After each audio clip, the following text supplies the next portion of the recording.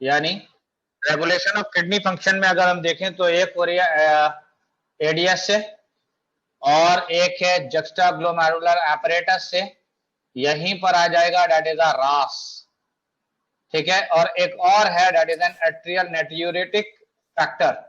ये बेसिकली इन दोनों के अपोजिटली काम करेगा। इसका मतलब अगर मैं इनको पॉजिटिव से दिखा रहा हूं तो ये नेगेटिवली काम करेगा। दैट मीन्स कि ये दोनों का काम है काम को बढ़ाना, तो इनका काम है काम को घटाना। यहां तक समझ गए? तो नेक्स्ट आते हैं basically control of anti diuretic hormone की बात करें तो एक एडीएच हार्मोन की बात हो रही है। एडीएच हार्मोन की अगर बात करें तो ADH hormone that is an anti diuretic hormone. कभी नाम सुना है? Yes sir. तो ये बताइए कि एंटी डाययूरेटिक हार्मोन कहां से रिलीज होता है? पहले तो ये बताइए इस हार्मोन का दूसरा नाम क्या है? हाँ जी, that is a vasopressin. Vasopressin. और कहां से रिलीज हो रहा है जल्दी बताइए? That is release from posterior lobe of pituitary, that is released from posterior lobe of pituitary। जेबा आ गई है नहीं? यस सर आ गए। अच्छा आ गई है तो जल्दी से ये बताइए कि पैर को अंग्रेजी हिंदी में क्या कहते हैं? लेग, ला पैर। अच्छा अभी बता रहा हूं तुमको, तो दैट इज अ पाव। पाव। हाँ जी, तो बात हो रही थी that is a release from posterior lobe of pituitary. हाँ जेबा क्या बता रही थी? हिंदी में पैर को क्या कहते थे? पाव। पाव कहते हैं। अच्छा ठीक है, ये पाव भाजी वाला ही है। तो P stand for posterior. P का मतलब क्या है? That is a posterior. और A का मतलब है दैट इज एन ADH और O का मतलब है दैट इज एन ऑक्सीटोसिन। तो इसका मतलब पोस्टीरियर लोब ऑफ पिट्यूटरी से कौन कौन से हार्मोन रिलीज हो रहे हैं? एक रिलीज हो रहा है ADH और एक हो रहा है ऑक्सीटोसिन। ये बात याद रहेगी, भूल जाएंगे? याद रहेगी। क्या समझ में आया? जल्दी से तेज तेज बताइए जल्दी से।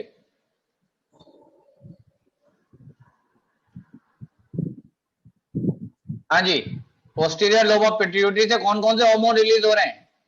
ADH and oxytocin. और एडीएच का दूसरा नाम क्या था? वैसोप्रेसिन। वैसोप्रेसिन। यहां तक बात समझ में आ रही है नहीं? फिर मैंने कहा कि when the blood becomes concentrated, blood becomes concentrated, concentrated का मतलब है इंक्रीज ऑफ ऑस्मोलैरिटी। ऑस्मोलैरिटी तो याद होगा? Yes sir. और इंक्रीज कितने से इंक्रीज हो जाना? दैट इज अ 300 ml पर लीटर, ठीक है। इससे अगर इंक्रीज हो जाएगी ऑस्मोलैरिटी तो इसका मतलब कंसंट्रेशन इंक्रीज हो जाएगा। बात यहां तक समझ में आ रही है नहीं आ रही है? तो फिर मैंने कहा कि ADH increase the absorption of water. किसको बढ़ा देगा ये? Absorption of water. Absorption of water को बढ़ा देगा। और एब्जॉर्प्शन ऑफ वाटर कहां पर होता था मेनली? जरा बताइए जल्दी से। Descending loop of Henle. उसके अलावा कलेक्टिंग डक्ट। उसके अलावा कलेक्टिंग डक्ट। तो इसका मतलब ये DCT के अंदर एंड कलेक्टिंग डक्ट के अंदर इंक्रीज कर देगा वाटर के एब्जॉर्प्शन को। किसके एब्जॉर्प्शन को इंक्रीज कर देगा? हाँ जी, वाटर के एब्जॉर्प्शन को किस किस में इंक्रीज कर देगा? Loop of Henle and collecting duct. DCT and collecting duct. That is a DCT and collecting duct. यहां तक क्लियर है बात या नहीं है? ठीक है। Also promote thrust. किसको प्रमोट कर देगा ये? हाँ जी, थ्रस्ट को प्रमोट कर देगा। यहां तक क्लियर है बात या नहीं? नेक्स्ट आ जाइए। That is controlled by juxtaglomerular apparatus। क्या कह रही थी आप? सर इसकी स्पेलिंग क्या लिखी है? किसकी? सर ये जो था ऑल्सो प्रमोट, आगे क्या समझ में? इसको जरा पढ़ लीजिए। First okay.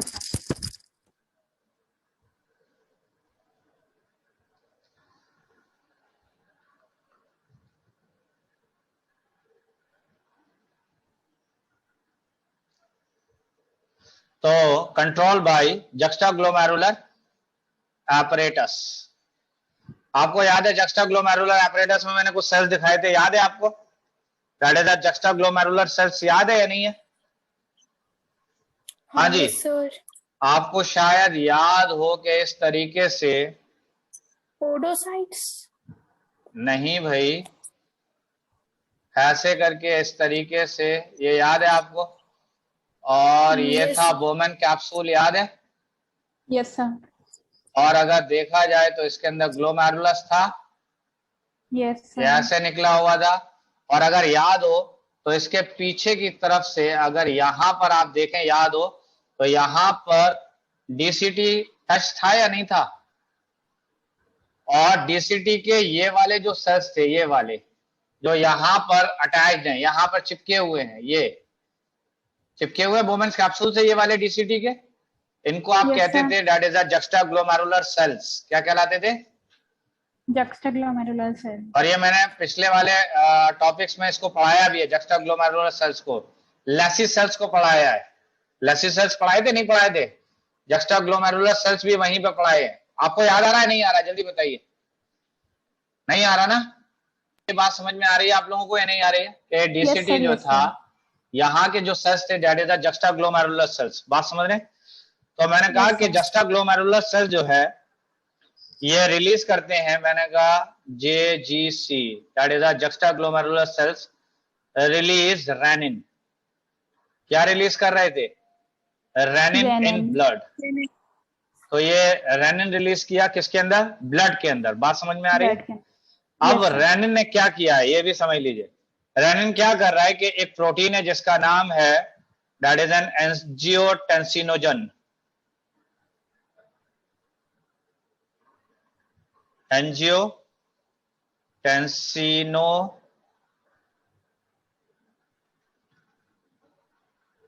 टेंसिनोजन। तो कौन सी प्रोटीन है ये? That is N angiotensinogen. और ये किसमें थी? ये थी बेसिकली ब्लड के अंदर। और इस एंजियोटेंसिनोजन के ऊपर किसने काम किया? रेनिन ने। और इसको चेंज कर दिया दैट इज एन एंजियोटेंसिन में। किसमें चेंज कर दिया? एंजियोटेंसिन। दैट इज एंजियोटेंसिन में चेंज कर दिया। That is N angiotensin second में चेंज कर दिया। बात यहां तक समझ में आ रही है, नहीं आ रही है? और एंजियोटेंसिन एक तरीके की पेप्टाइड है। क्या है ये? दैट इज अ पेप्टाइड जो कि बिहेव कर रहा है एज एन हार्मोन। ये किसकी तरह बिहेव कर रहा है? तो ये बिहेव कर रहा है एज एन हार्मोन की तरह। और that is N angiotensinogen. Angiotensinogen किस में चेंज हो गया? एंजियोटेंसिन सेकंड में चेंज हो गया। किसकी वजह से? दैट इज रेनिन की वजह से। क्लियर है बात? yes, जल्दी से। तो अब ये क्या कराएगा? ये पॉलीपेप्टाइड, ये जो हार्मोन था, ये हार्मोन क्या कराएगा? तो मैंने कहा कि angiotensin second increase NaCl and water absorption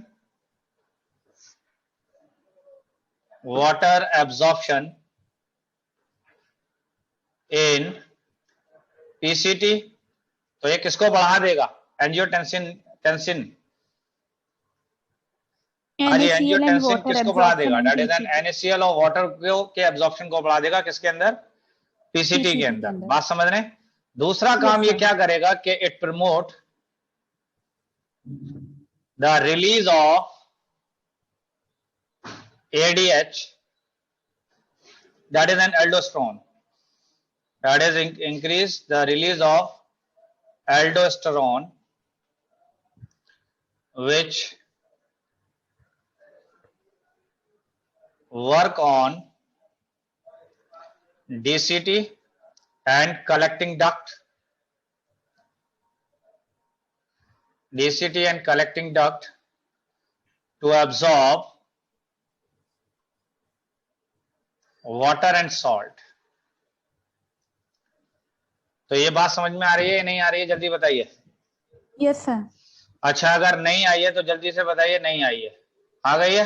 नहीं सर आ गई है। अच्छा ठीक है। अगर नहीं भी आई है तो देखिए ऐसा हुआ था कि ये कौन से सेल्स है? That is a juxta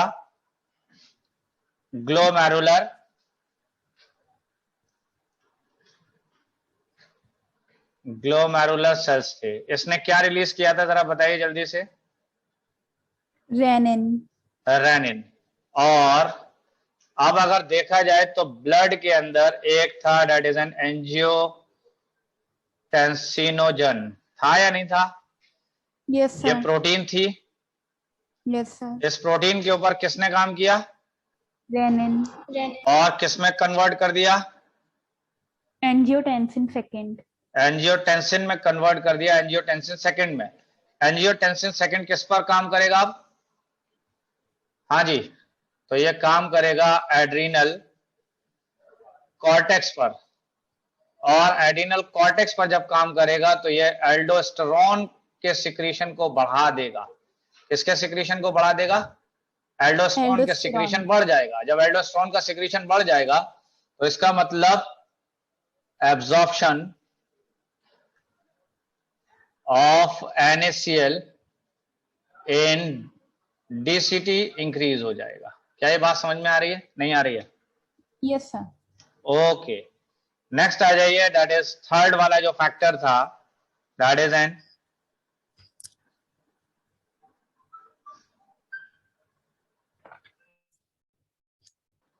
hello hello, yes sir. Bore हो गए? हाँ जी। सर हम तो सो गए थे गलती से। अच्छा, तो ये मुंह में पानी किसने डाला है? सर वो खुद ही जागा। अरे वैसे ये टाइम सोने का तो होता नहीं है। हाँ जी। सर अरे वो रात को पढ़ते हैं फिर दोपहर में नहीं, रात में तो सभी पढ़े रहते हैं। सोने का टाइम ही नहीं मिलता। नहीं, मैं कह रहा हूँ रात में सब पढ़ते हैं भाई, आप कोई खास स्पेशल नहीं है। रात में सर सारी वही दुनिया तो हम पड़ी कह रहे होती है। हैं, बच्चों को बहुत लोड है। मैं कह रहा हूँ बच्चों को छोड़िए, पूरी दुनिया रात में पड़ी होती है। सब समझ रहे हैं? कोई पढ़े। फुटपाथ पर, कोई नहीं सर कहीं। टैक्सी वाली पड़ी हुई। चलिए बहरहाल आइए वापस, that is an atrial natriuretic factor पर आ जाइए। तो यहां पर अगर देखा जाए तो ये वर्क करता है opposite to RAAS, that is works opposite to RAAS. ठीक है, यानी इस कंसेप्ट के ठीक अपोजिटली ये काम करेगा। तो मैंने कहा कि ये करता क्या है, तो पहली चीज ये है, एक तरीके से रिलीज होता है, तो ये एक तरीके का हार्मोन है। पहली बात तो यही है कि ये हार्मोन है, रिलीज फ्रॉम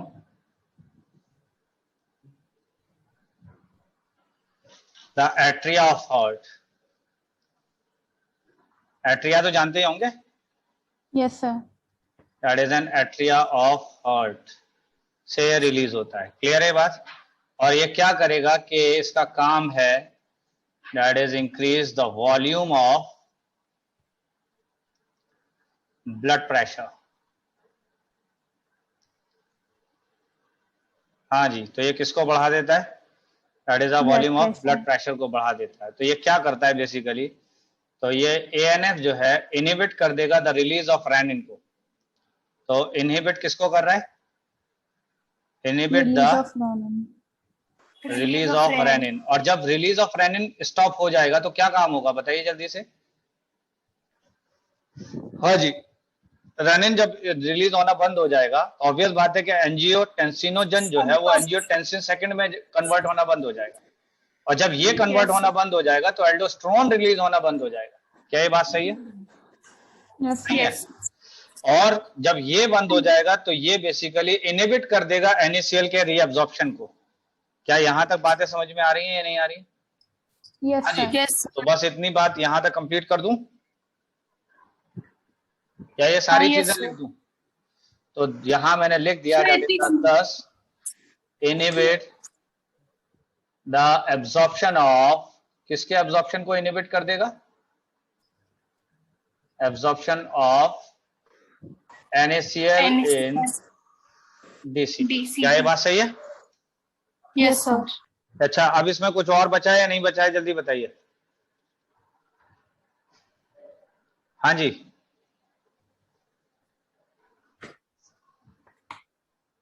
कुछ बचा है नहीं है?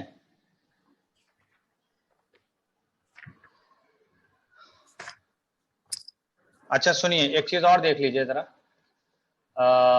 इसके अंदर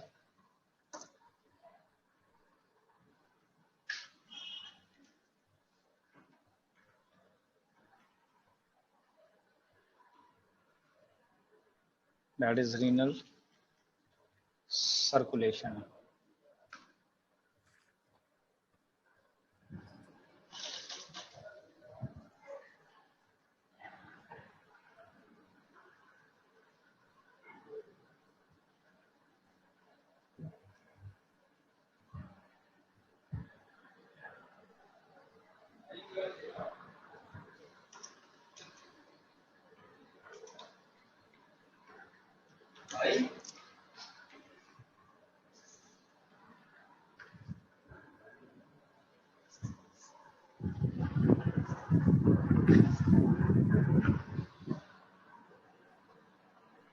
हेलो, Yes, sir.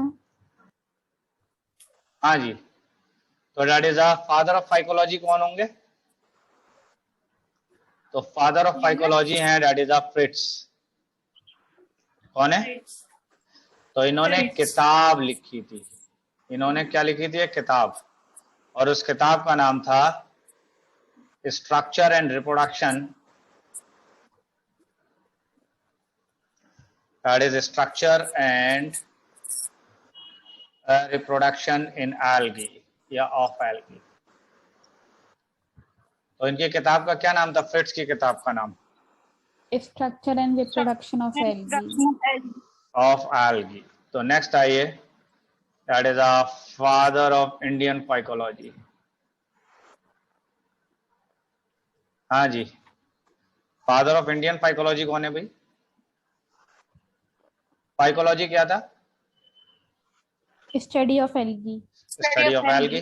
और इस बार फादर किसके पूछे जा रहे हैं? That is an Indian phycology के। तो that is M.O.P. Younger.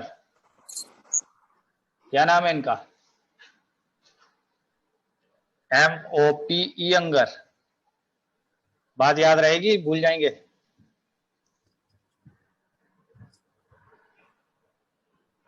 Hello, Yes, sir. सुनाई दे रहा है? नहीं, हाँ सर। ठीक है। Yes, sir, M.O.P. यंगर। तो नेक्स्ट आइए, दैट इज अ नेचर पर। ठीक है, नेचर की बात कर लेते हैं। एक बात बताइए कि एल्गी कहाँ पे ग्रो करती है? जल्दी से बताइए, आपने कहाँ एल्गी ग्रो करते हुए देखी है? वाटर में ग्रो करते हुए देखी है, नहीं देखी है? Yes, sir. Yes, sir. या नहीं करती है? ज्यादातर एल्गी वाटर में ग्रो करती है। तो आपने कहा कि ग्रो इन वाटर, और वो वाटर हो सकता है कि फ्रेश वाटर हो या फिर मैरीन वाटर हो। कौन सा वाटर हो? Fresh water, marine water. और मैरीन वाटर। क्या ये बात सही है? Yes, sir. ठीक है। अब बात आती है, ये तो रही बात के इसके हैबिटेट की, देख लीजिए ये हैबिटेट हो गया। अब आइए बॉडी डिजाइन क्या है इसका, दैट इज बॉडी डिजाइन की बात कर लेते हैं। बॉडी डिजाइन की अगर बात करें तो मैंने कहा कि ये फिलामेंटस होती है। कैसी होगी? फिलामेंटस हो सकती है, कॉलोनियल हो सकती है। ठीक है, फिलामेंटस या कॉलोनियल होगी। कुछ बात समझ में आ रही है, नहीं आ रही है? इसके बाद आइए, Yes. तो मैंने कहा कि body is surrounded with, body is surrounded with mucilage sheath। Body किससे सराउंडेड है? म्यूसिलेज शीथ से। बात समझ में आ रही है? हाँ जी। below which cell wall is present, cell wall is present। तो यानी म्यूसिलेज शीट के नीचे क्या चीज प्रेजेंट होगी? हाँ जी, Cell wall. तो उसके बाद आती है कि सेल वॉल किसकी बनी हुई है? तो आइए, cell wall is made up of,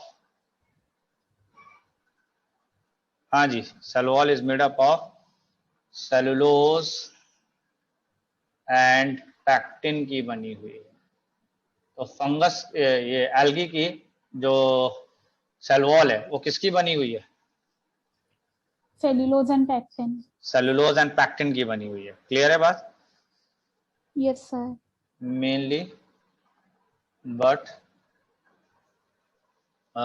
देखेंगे इसमें तो मैंने कहा कि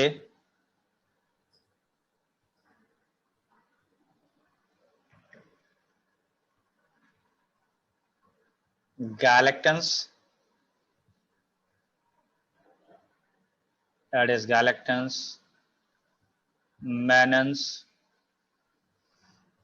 and minerals like calcium carbonate, ये भी प्रेजेंट होगा। बात समझ में आ रही? Yes sir. इसके बाद नेक्स्ट आइए, बॉडी कैसी होगी इसकी? तो थैलॉइड बॉडी होगी। कैसी बॉडी होगी? थैलॉइड। और थैलॉइड बॉडी होती कैसी है?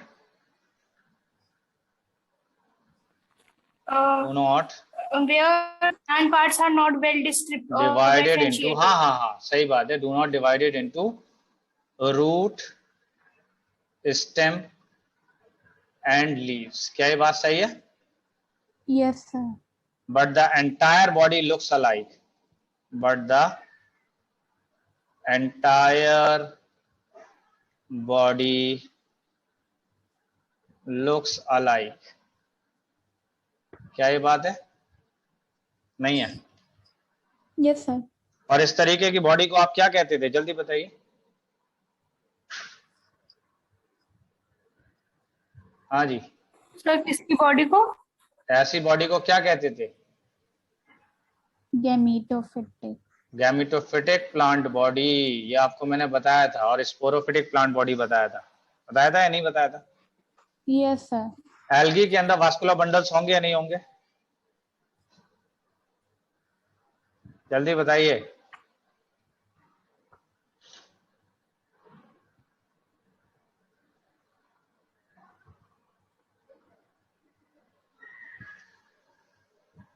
तो वास्कुलर बंडल्स क्या होंगे एल्गी में?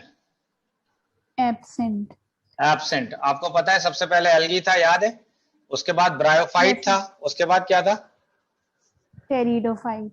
टेरिडोफाइट पहले ऐसे प्लांट्स है जिसके पास में वास्कुलर बंडल्स मौजूद है। उसके अलावा उससे पहले ना ब्रायोफाइट में वास्कुलर बंडल्स हैं, ना एल्गी के अंदर कोई वास्कुलर बंडल है। बात कुछ समझ आई नहीं आई? Yes sir yes sir. इसके बाद आ जाइए, तो मैंने कहा अगर न्यूट्रिशन की बात करें तो एल्गी का न्यूट्रिशन कैसा होगा? तो बेसिकली और वो क्रिप्टोगैमस। फोटोऑटोट्रॉपिक। क्या बता रही हैं? That is a photoautotrophic. क्या मतलब है इसका? हाँ जी, तो दैट इज परफॉर्म फोटोसिंथेसिस। क्या परफॉर्म करेगा? Photosynthesis. That is perform photosynthesis. Clear है यहां तक बात? नहीं? Yes sir. अच्छा, कौन कौन से पिगमेंट्स होंगे? तो मैंने कहा कि chloroplast have chlorophyll A, B, C and D. कौन कौन से क्लोरोफिल हैं यहां पर? A B C and D. C and D, समझ रहे हैं? इसके अलावा मैंने यहां पे लिखा कि क्लोरोफिल ए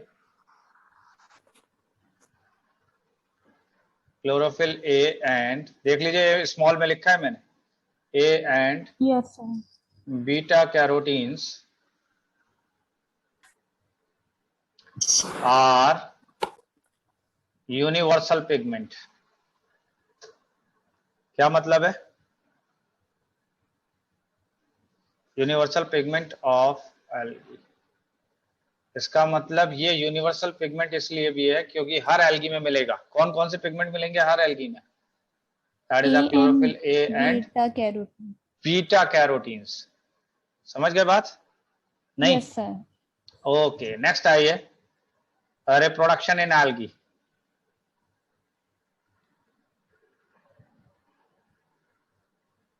तो रिप्रोडक्शन की अगर बात करें तो एक होगा वेजिटेटिव रिप्रोडक्शन। कौन सा? Vegetative reproduction. वेजिटेटिव का मतलब होगा बाई फ्रेगमेंटेशन। वेजिटेटिव रिप्रोडक्शन किसके जरिए होगा? तो बाई फ्रेगमेंटेशन। फ्रेगमेंटेशन। ये आपको अच्छे से पता है फ्रेगमेंटेशन क्या होता था, याद है? नहीं है? 10th क्लास में लगाया था आपने, याद है नहीं है? Yes sir. कि जो बॉडी है, पेरेंटल बॉडी, अगर वो टूट जाती है फ्रेगमेंट्स में, तो ये फ्रेगमेंट जो है वो नया स्ट्रक्चर फॉर्म कर देगा, नया स्ट्रक्चर। ठीक है, नेक्स्ट आइए, that is N asexual spores, या एसेक्सुअल रिप्रोडक्शन पर ही आ जाइए। Asexual reproduction. हाँ जी, बताइए क्या कह रही है?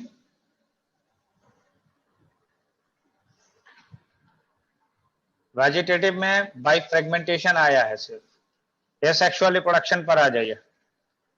तो मैंने कहा कि एसेक्सुअल रिप्रोडक्शन किससे होगा? तो मैंने कहा कि बाय जू स्पोर से होगा। किससे होगा? बाय जू स्पोर्स। और जू स्पोर्स जो है ये मोटाइल स्पोर है। कैसे स्पोर्स है? Motile spores. और मैंने कहा कि फॉर्म्ड इन फेवरेबल कंडीशंस। किसमें बनेंगे ये? फेवरेबल किस कंडीशंस में बनेंगे? दैट इज फेवरेबल कंडीशंस में बनेंगे। समझ गए? Yes sir. और फिर मैंने कहा कि ए प्लानोस्पोर, हिप्नोस्पोर्स and echinids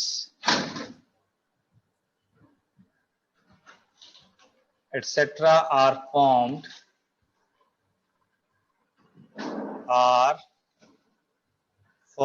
in unfavorable condition। तो ये किस कंडीशन में बनेंगे बताइए?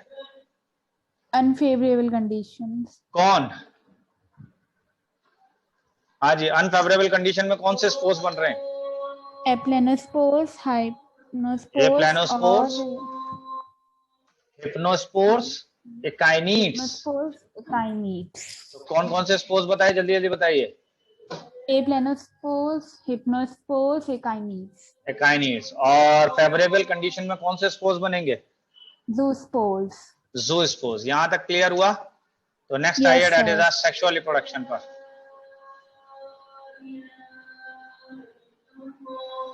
ठीक है, सेक्सुअल रिप्रोडक्शन की बात करें तो मेल सेक्स ऑर्गन को क्या कहते थे, जल्दी बताइए। ये मैंने आपको बताया था, एंड्रोशियम। तो that is N male sex organ को यहां पर हम कहते हैं एंथ्रीडियम। क्या कहलाता है? एंथ्रीडियम। और जो आपने बताया एंड्रोशियम, वो कहलाता था ग्रुप ऑफ स्टैमेंस। तो यहां पर मैंने कहा कि मेल सेक्स ऑर्गन क्या है? एंथ्रीडियम। और फीमेल सेक्स ऑर्गन क्या है?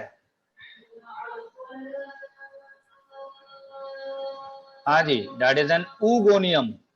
ऊगोनियम। तो एल्गी के केस में मेल रिप्रोडक्टिव ऑर्गन क्या है, जल्दी बताइए। एंथ्रीडियम। और फीमेल सेक्स ऑर्गन क्या है? ऊगोनियम। ओके। और ये दोनों structure unicellular and non jacketed हैं। मेल सेक्स ऑर्गन क्या था? मेल सेक्स ऑर्गन क्या था? एंथ्रीडियम। और फीमेल सेक्स ऑर्गन क्या है? ऊगोनियम। हाँ जी, आवाज नहीं आ रही। हेलो? Yes sir. हाँ, और ये दोनों के दोनों, एंथ्रीडियम हो या ऊगोनियम हो, ये एक सेल के बने हैं या नहीं है? Yes sir. और जब ये एक सेल के बने हैं तो क्या इनके आसपास में कोई प्रोटेक्टिव जैकेट लेयर मौजूद है या नहीं है? No sir. नहीं है। क्या ये बात सही है? और जब जैकेट Yes. लेयर या प्रोटेक्टिव लेयर नहीं है तो आपने कह दिया नॉन जैकेटेड है। तो यूनिसेलुलर एंड नॉन जैकेटेड है। क्लियर है ये बात या नहीं? Yes, अब यहां पर मैंने स्टार बना के लिखा है कि कारा है एक, और कारा जो है this is the green algae. कौन सी algae? That is a green algae है। और इसको हम एक और नाम देते हैं कारा को, that is an stoneworts. तो कारा का एक नाम और क्या है? That is an stonewort है। यहां पर मैंने कहा कि सेक्स ऑर्गन जो होंगे,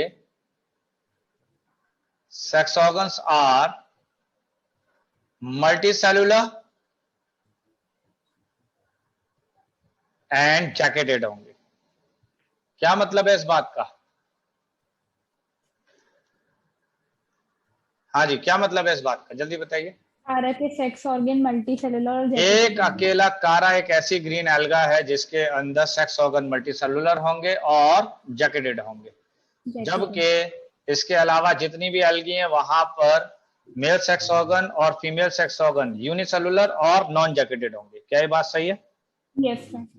ओके, नेक्स्ट आइए। तो यहां पर मैंने कहा कि जब ये मल्टी सेलुलर है कारा के केस में, तो मैंने कहा कि देखो ये है कारा, और कारा के केस में अगर आप देखते हैं तो that is a female sex organ, और ये है male sex organ. Female sex organ की अगर बात करें तो मैंने कहा कि ये कहलाता है निक्यूल। क्या कहलाता है? निक्यूल। निक्यूल। जबकि मेल सेक्स ऑर्गन कहलाता है ग्लोब्यूल। क्या कहलाता है मेल सेक्स ऑर्गन? ग्लोब्यूल। बात समझ में आ रही है या नहीं आ रही है? यानी निक्यूल किसको कहेंगे? Female sex organ. Female sex organ को। बात समझ गए? इसको याद Yes. करने का तरीका है दैट इज अ फरीन। क्या नाम याद रखना है? फरीन। हाँ जी, और इसके आगे मैंने लगा दिया चालू। तो फरीन कैसी है बताइए जल्दी से। ये क्या लिखा हुआ है? चालू। चालू। तो इसका मतलब दिस इज अ चारा। चारा या कारा है? हाँ जी, कारा। कारा। और एफ से हो गया फीमेल सेक्स ऑर्गन, यस और सर। एन से हो गया निक्यूल।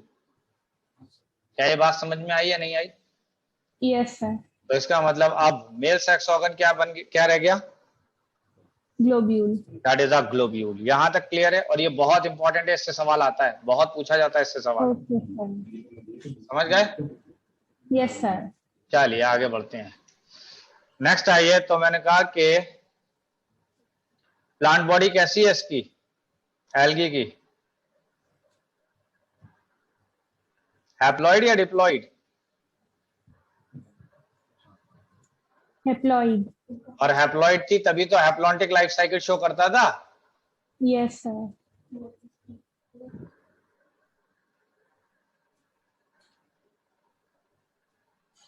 और that is plant body is haploid, haplontic life cycle show करेगा। ठीक है। एंड मियोसिस टेक्स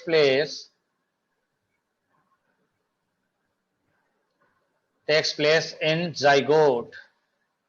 तो यानी मियोसिस किसमें होगी? जाइगोट के अंदर। जाइगोट। तो इसीलिए मैंने कहा कि so called zygotic meiosis. Zygotic meiosis इसीलिए क्या कहलाएगा? That is a zygotic meiosis. बात यहां तक समझ में आ रही है नहीं आ रही है? Yes sir. अच्छा ठीक है। तो अब क्या कोई ऐसी एल्गी है, अच्छा वहां बताइए, एल्गी की बॉडी कैसी है, हैप्लॉइड या डिप्लॉइड? हेप्लॉइड। हैप्लॉइड है। बात समझ में आ रही है? और Yes, sir. एक ऐसी एल्गी है, यहां स्टार मैंने लगाया, मैंने कहा कि फ्यूकस की अगर बात करें, किसकी? Fucus. Fucus Fucus body is diploid. Fucus की बॉडी कैसी होगी? डिप्लॉइड। तो इसीलिए कैसी लाइफ साइकिल शो करेगा? Diplontic life cycle. तो that is a diplontic life cycle. क्या यहां तक बातें समझ में आ रही है नहीं आ रही है? Yes sir. ओके। तो क्या यहां पर ये बताइए, जाइगोटिक मियोसिस हो गया, तो क्या यहां पर एम्ब्रियो फॉर्म होगा या नहीं होगा? हाँ जी बताइए Yes, जल्दी से। sir. भाई सीधी सी बात है कि जाइगोट के अंदर हो गया मियोसिस, और जाइगोट से बन गए 4 स्पोर्स, और चारों स्पोर इधर उधर चले गए। देखो सीधी सी बात ऐसी थी कि अगर देखा जाए तो ये है स्पोर। क्या है ये? स्पोर। हैप्लॉइड है, ग्रो करेगा, ऐसे करके बॉडी बना देगा। ये थैलस बॉडी बन गया या नहीं बन गया थैलस? Yes sir. जब थैलस बन गया तो ये जो 2 सेल थे, एक को मैंने कह दिया कि this is an that is a antheridium, और दूसरे को मैंने नाम दे दिया डेट इज एन oogoneum। तो दिस इज द एंथ्रीडियम और ये क्या है? oogoneum। oogoneum। क्लियर है बात? एंथ्रीडियम Yes, भी sir. यूनिसेलुलर है और oogoneum भी यूनिसेलुलर है। और यूनिसेलुलर है Yes, तो हैप्लॉइड है, क्योंकि स्पोर कैसा था? हैप्लॉइड। तो थैलस भी कैसा होगा? haploid। हैप्लॉइड। तो एंथ्रीडियम ने एक हैप्लॉइड स्पोर बनाया या नहीं? Yes, sir. oogoneum Yes, ने sir. एक हैप्लॉइड स्पोर बनाया, हाँ या ना? Yes, sir. बताइए। ये स्पोर हाँ, बना, sir. ये स्पोर बना, और ये भी हैप्लॉइड था, ये भी। ये दोनों स्पोर आपस में फर्टिलाइज कर गए। क्या कर गए? That is Fertilize। फर्टिलाइज। और इससे क्या बन गया? Zygote। जाइगोट। कैसा बना? 2n। अब जाइगोट Diploid। आमतौर पर अगर देखा जाए तो जाइगोट आगे चल के एम्ब्रियो बनाता था, लेकिन यहां Yes, पर sir. जाइगोट के अंदर क्या हुआ है? मियोसिस। क्या हुआ है? ये Meiosis। क्या लिखा है यहां पर? Meiosis। किसमें हुआ है मियोसिस? जाइगोट में मियोसिस नहीं हुआ। Yes, sir. Yes, sir. तो जाइगोट के अंदर मियोसिस होना, that is a zygotic meiosis. तो जाइगोट के अंदर जब मियोसिस हुआ है तो इसको आपने क्या नाम दे दिया? That is a zygotic Zygotic meiosis. meiosis। और उससे कितने स्पोर्स बन गए lastly? That is 4 Fourth। Spores बन जाएंगे। ये चारों स्पोर्स जहां जहां जाके गिरेगा वहां वहां थैलॉइड बॉडी बना देगा। Yes, sir. तो अब मेरा सवाल यह है कि ये बताइए कि क्या एम्ब्रियो स्टेज आई थी यहां पर? No, sir. तो एम्ब्रियो स्टेज एब्सेंट। तो एम्ब्रियो स्टेज क्या होगी यहां पर? Absent। एब्सेंट होगी। यहां तक क्लियर हुआ बात? Yes, sir. नेक्स्ट आइए, that is are types of sexual reproduction. Types of sexual reproduction. इसका type? Sexual reproduction। Sexual reproduction के टाइप की बात कर लेते हैं। तो मैंने कहा कि इसमें अगर देखा जाए तो 3 तरीके के हैं। एक है आइसोगैमस, एक है एनाइसोगैमस, और एक है oogamous। तो ये बताइए कितने टाइप के सेक्सुअल रिप्रोडक्शन है? 3 types। कौन कौन से? Isogamous and anisogamous and oogamous। isogamous, oogamous। तो आइसोगैमस की अगर बात की जाए तो आइसोगैमस कब कहलाएगा? तो मैंने कहा कि बोथ द फर्टिलाइजिंग गैमीट्स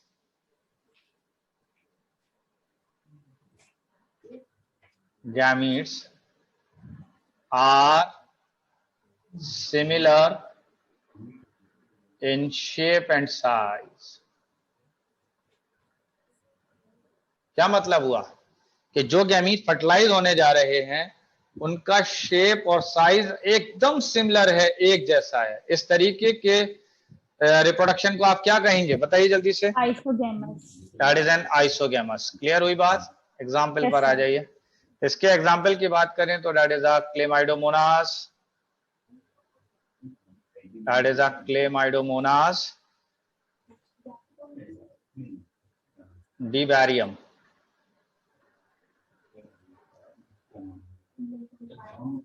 ठीक है, इसी तरह यूलोथ्रिक्स भी है।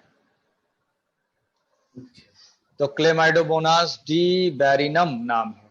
क्या नाम है इसका? That is D Chlamydomonas viburnum। बैरियनम। बात यहां तक क्लियर हुई? Yes, anisogamous sir। में मैंने कहा कि both gametes are different in shape and size। क्या मतलब हुआ इस बात का? दोनों gametes different होंगे shape और size में। साइज में। ठीक है, Yes, sir। एक एग्जांपल की बात करें इसमें तो that is a Chlamydomonas braunii. That is a Chlamydomonas Bruny नाम है।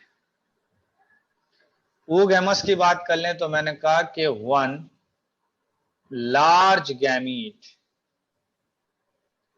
Is non motile. तो एक लार्ज गैमीट है जो नॉन मोटाइल है। बात समझ रहे हैं?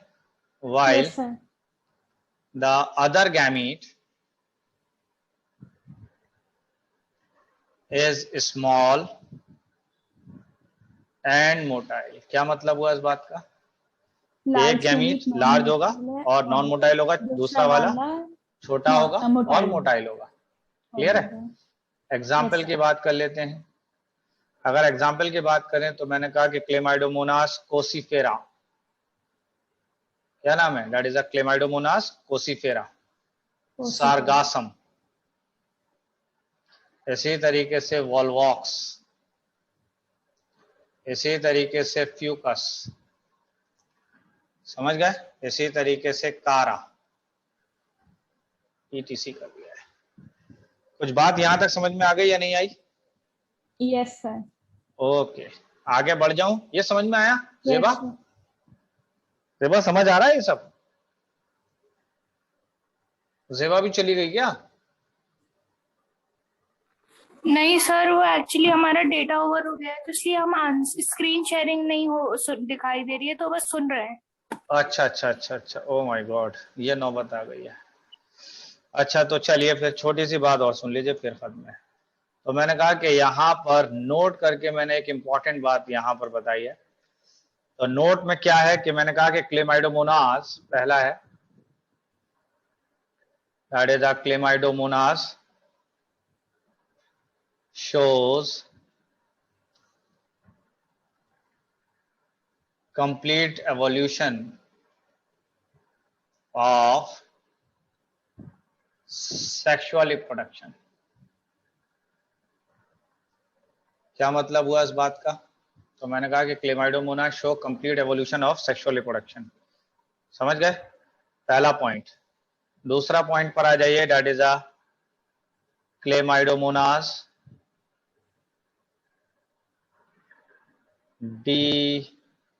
डिबैरिनम,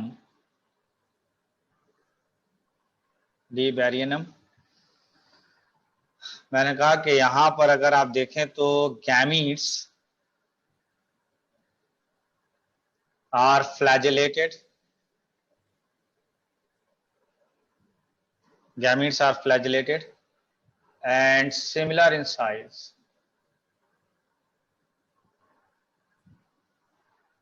ठीक है? और जब फ्लैजिलेटेड और सिमिलर इन साइज हैं तो सेक्सुअल रिप्रोडक्शन कैसा होगा? Isogamous, that is anisogamous. Third पर आ जाइए। तो मैंने कहा कि Chlamydomonas braunii, that is a braunii, gametes are motile. Motile होना इसका मतलब फ्लैजेला प्रेजेंट है, ये मैं पहले ही बता दूं।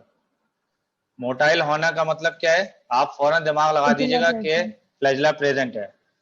And dissimilar in size, dissimilar in size. अगर डिसिमिलर होंगे तो क्या कहलाएगा? रिप्रोडक्शन क्या होगा? Anisogamous, anisogamous. ठीक है? चलिए नेक्स्ट आइए। अब कुछ लाल पेन से मैंने लिखा है जो हाईली इंपॉर्टेंट है। तो मैंने कहा कि स्पाइरोगायरा, नाम सुना है स्पाइरोगायरा का? Yes sir. Gametes are non flagellated. Gametes कैसे हैं? Non flagellated, non flagellated and similar in size, and similar in size. तो इसका मतलब कौन सी गैमी होगा ये? हाँ जी, दैट इज एन आइसोगैमी होगा या नहीं होगा? Isogamous, yes sir. तो दिस इज आइसोगैमी हो गया, आइसोगैमस। ठीक है? फिर मैंने कहा कि in Cladophora, in Cladophora gametes are biflagellate, gametes are biflagellated and same type. इसका क्या मतलब हुआ? कैसा होगा ये? हाँ जी, दैट इज एन आइसोगैमस। क्या यहां तक बातें समझ में आ गई या नहीं आई है? Yes sir. ओके, तो आज हम लोग यहीं